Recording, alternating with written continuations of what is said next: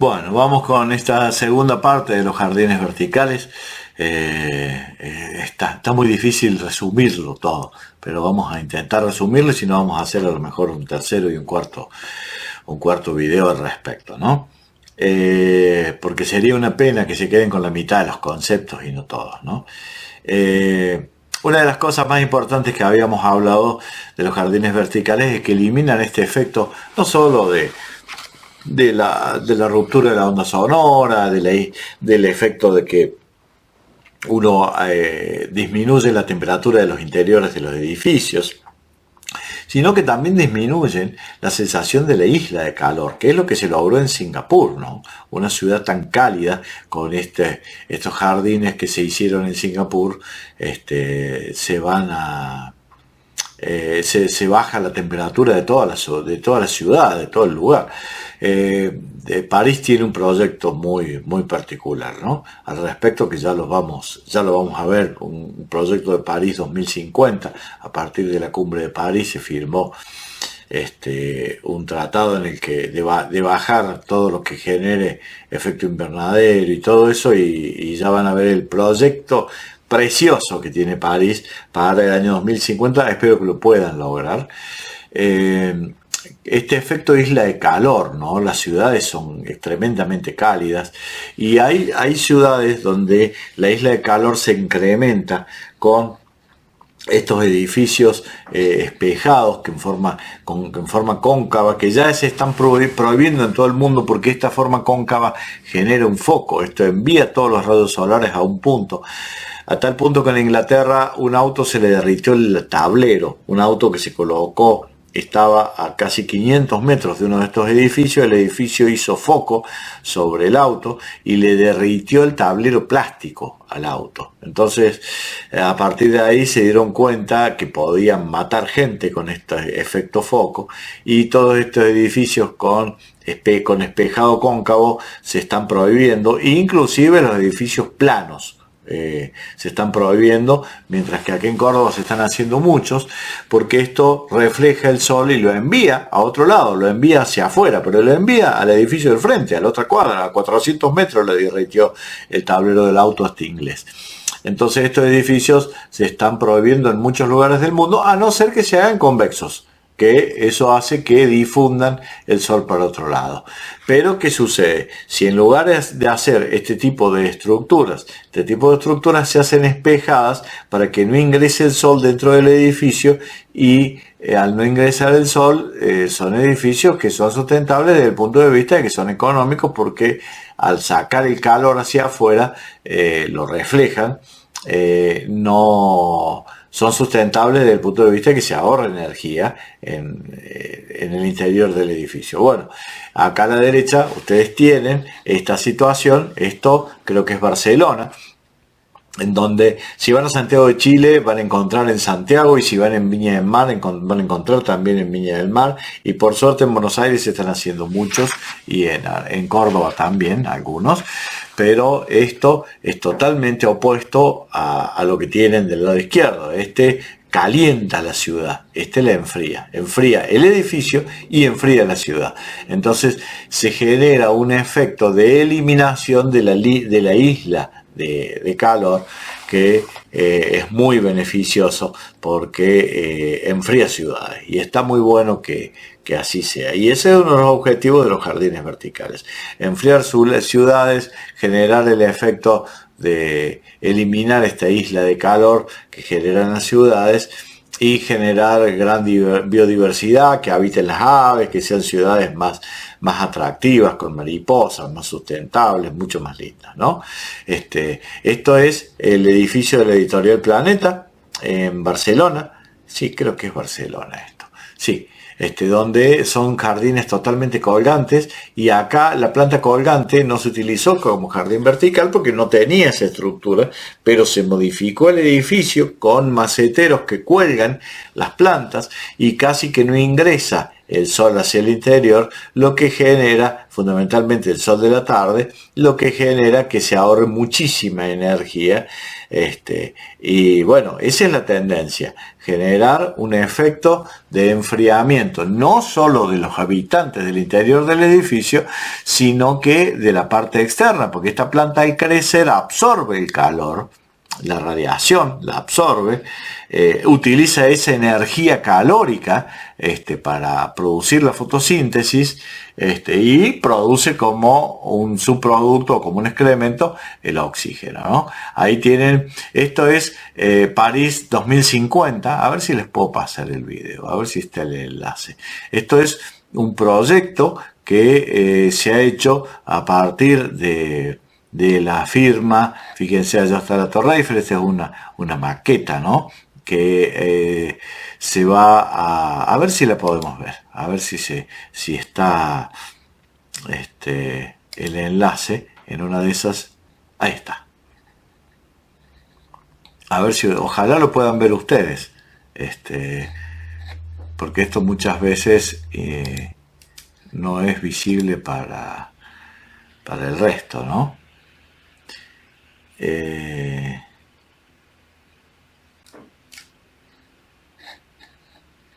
A ver, ahí vamos.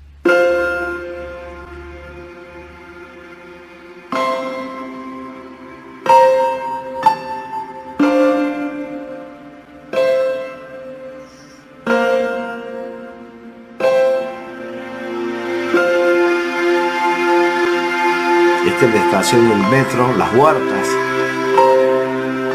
Es un proyecto que incluye un París en el año 2050.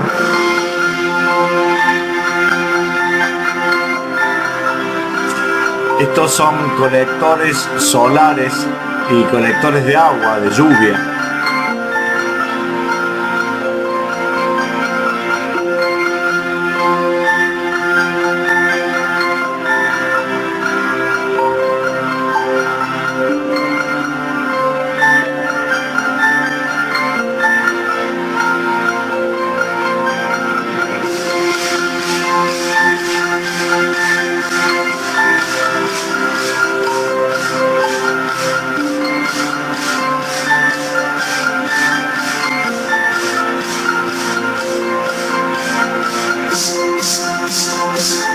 Estos son los puentes del Sena, fíjense abajo cómo se genera la propia energía.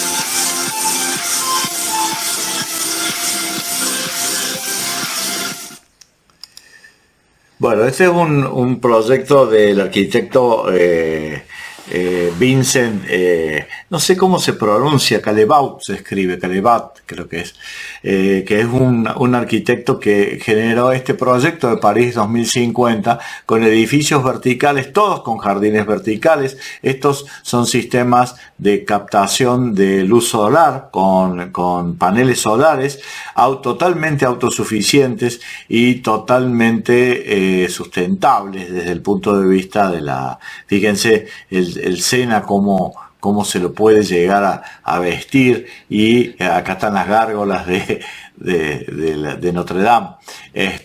Pero es un proyecto que se calcula que para el año 2050 va a estar ya realizado en París, y bueno, es el cambio de una ciudad histórica para una ciudad moderna, algo que encontró mucha reticencia en aquellos puristas. Entonces se dejan los edificios originales, pero encima de ellos se van haciendo estos otros edificios que captan la luz solar, captan el agua de lluvia y van enfriando la ciudad y sacando esta sensación de isla de calor, ¿no? Estos edificios antiguos no se rompen, sino que se mantienen, pero se les hacen estructuras donde cada uno de estos balcones simula un patio, y en ese patio puede haber huertas, puede haber este tipo de plantas, y es un poco lo que se va lo que se calcula en el 2050. Las estaciones del metro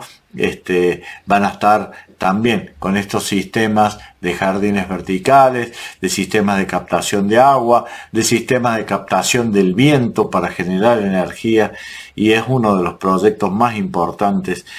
Una ciudad casi sin autos, va a ser una ciudad manejada por ciclistas y por estas motitos pequeñas que se utilicen, eléctricas, que no contaminan. Bueno, es un proyecto muy importante, y ahí se tienen muy en cuenta los jardines verticales, ¿no? Con respecto a la radiación, a la ruptura de la onda sonora, fíjense ustedes que todas las estaciones de trenes en Argentina tienen eucaliptus, plátanos, y toda una reglamentación al respecto. ¿Por qué? Porque en las estaciones de trenes, desde la antigüedad, Ferrocarriles Argentinos generaba un gran ruido todas las maniobras de las máquinas. Entonces, para evitar los ruidos que generaban las maniobras de las máquinas, se empezaron a colocar plantas que absorban la onda sonora o que rompan la onda sonora.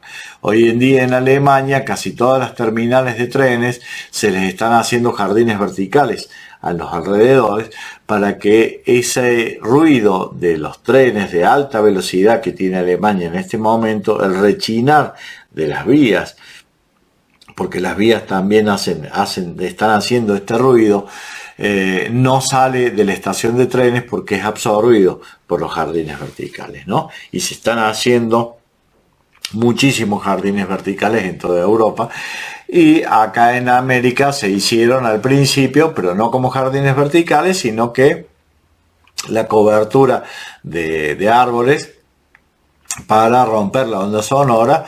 Los que conocen el hospital privado de Córdoba saben que entre el hospital privado y la ruta que va a Altagracia, que en ese entonces era la ruta, hay un montón de árboles, y esos árboles son para romper el efecto de onda sonora para que no lleguen al hospital, si no el hospital no se habilitaba en su momento como hospital por los ruidos de la ruta. Entonces, esos son los efectos que por ahí la planta genera en ciudades o en lugares del planeta donde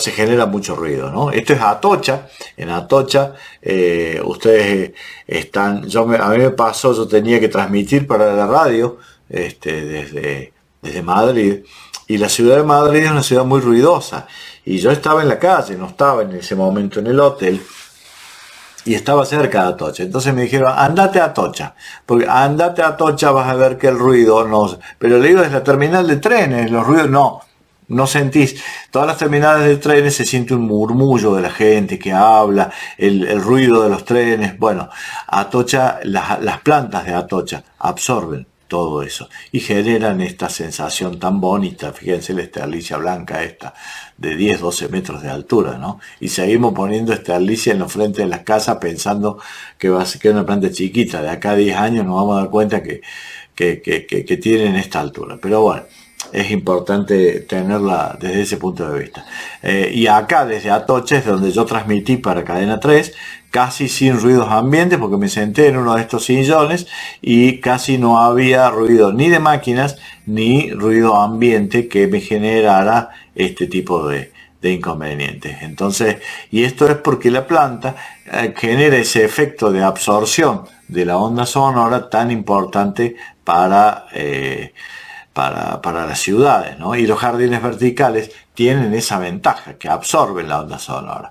Esto es Vietnam, si no me equivoco. Sí, Vietnam creo que. Acá los subtes, las terminales de subterráneo, generan varios problemas con los gases tóxicos, esto que le decía, de los compuestos orgánicos volátiles que generan las terminales de subterráneo, y a su vez bueno, hacen la ruptura del sonido de los subterráneos, y es un jardín totalmente artificial. Fíjense las lámparas arriba como lo iluminan y la gran función que puede llegar a cumplir esto, ¿no? En oficinas se utiliza muchísimo los jardines verticales porque ablandan la sensación de un lugar de trabajo, lo llevan a un lugar más natural, y a su vez, eligiendo las plantas correctas, se pueden eliminar los compuestos orgánicos volátiles y la electronegatividad que genera la microchispa de las computadoras, que es absorbida por las plantas. Y son muy útiles para estas empresas donde se trabaja mucho con tecnología, y el hecho de tener naturaleza cerca, esto acerca la naturaleza, ¿no? Acá tienen el caso de un consultorio médico. Los consultorios médicos muchas veces son lugares donde la gente está estresada, donde la gente va con algún problema de salud o algo por el estilo, y acercarlo a la naturaleza, a estos helechos, a esto, genera una muy buena sensación a la persona que va. Fíjense acá abajo, esto se riega por goteo, va bajando el agua y llega a estas piedras. Estas piedras están hechas para que no quede agua directa, si no se produce el dengue. El agua percola por aquí abajo y va a una cisterna. Esa cisterna tiene una bomba que vuelve a ingresar la guarda, y vuelve a ingresar el agua 6, 8, 10 horas más tarde, y va a bajar. Acá la frecuencia de riego es muy importante porque no hay un suelo. Uno riega en la tierra, y en la tierra el agua queda guardada para el otro día. Tiene 30, 50 centímetros hasta una maceta. Acá no, acá es planito, acá tiene 2 centímetros. Entonces no se guarda el agua. Entonces se vuelve a reciclar el agua, y ese reciclar el agua y regar mucho genera también el enfriamiento de estos ambientes extremadamente cálidos. La clave está en elegir las plantas correctas y la iluminación correcta para cada situación, ¿no? Es muy importante cuando armemos un jardín vertical tener en cuenta esos detalles. Fíjense, esto baja el estrés de todos los transeúntes, y todos tienen al fondo un colector de agua. Fíjense abajo, un colector de agua donde va a colectar esa agua, la va a enviar a una cisterna, y de la cisterna nuevamente se va a volver a reciclar. Y también tienen una luz artificial arriba que le genera la luz solar. Ya vamos a ver qué luz artificial se utiliza para cada situación, lo que me indica que vamos a tener 1 o 2 clases más de jardines verticales, porque sería un crimen enseñarles todos los beneficios que genera un jardín vertical y no enseñarles mínimamente la técnica, o qué lámparas o qué luces utilizar de las que tenemos al alcance de la mano. No hacen falta luces muy especiales. Ya van a ver que lo mejor es el tubo fluorescente, que ya no hay más tubos fluorescentes, pero bueno, con qué lo podemos llegar a subsanar. Y bueno, acabo de decidir darle 2 clases más de jardines verticales, porque es un crimen que no lo aprendan. Entonces, estos son los de Patrick Black en París, ¿no? Que son estos jardines que generan esta sensación espectacular. Acá hay una combinación energética muy buena. Fíjense que hay la Torre Eiffel atrás, ¿no? El vidrio espejado repele los rayos solares, y el verde absorbe el calor, y al interior no ingresa casi calor, ¿no? El vidrio espejado yo sigo criticándolo porque es como que le manda el calor a otro. En cambio la planta lo absorbe, lo recircula y evita que entre, pero no está reflejando el calor para otro lado. Lo está guardando en su interior como parte de su energía. La planta en los procesos de fotosíntesis necesita energía para crecer, y esa energía la absorbe del sol, no solo con los cloroplastos, sino que la absorbe en forma de temperatura, y con esas kilocalorías que absorbe, rompe los enlaces químicos para sacar el oxígeno, el hidrógeno del agua y el oxígeno por otro lado. Ese enlace químico necesita de una ruptura, de una energía de ruptura, y esa energía de ruptura se la da el sol. Entonces ahí es donde la planta es totalmente eficiente absorbiendo la temperatura. Acá lo tienen. Acá el agua ingresa con las sales minerales, ingresa a la hoja y por el proceso de fotosíntesis se absorbe dióxido de carbono del ambiente, que es un tóxico para nosotros. ¿Por qué? Porque la planta necesita de dos oxígenos y un carbono. Tiene un dióxido de carbono. Necesita de ese carbono para alimentarse, para hacer azúcares, para hacer su propio alimento. Y libera como excremento el oxígeno, ¿no? Por intermedio de la energía solar se produce esta ruptura de esa molécula de dióxido de carbono y la ruptura de la molécula de agua. La planta utiliza el hidrógeno y el oxígeno.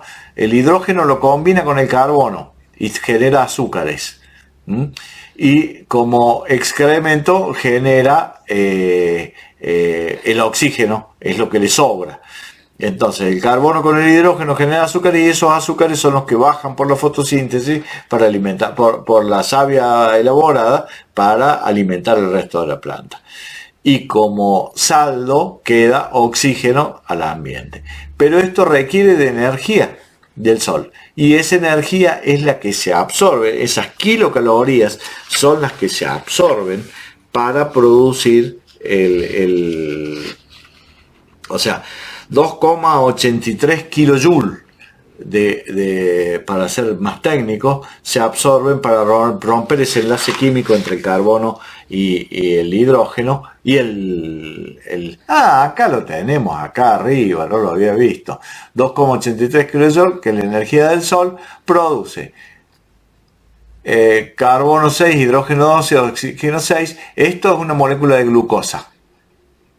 Esta fórmula química, 6 moléculas de dióxido de carbono más 6 moléculas de agua, con la energía del sol se rompen estos enlaces moleculares y se forma azúcares más 6 moléculas de oxígeno, y esas 6 moléculas de oxígeno son parte del aire que nosotros respiramos, ¿no? Y este azúcar es el que va a nutrir la planta, el que va a nutrir los tallos, las hojas, los frutos.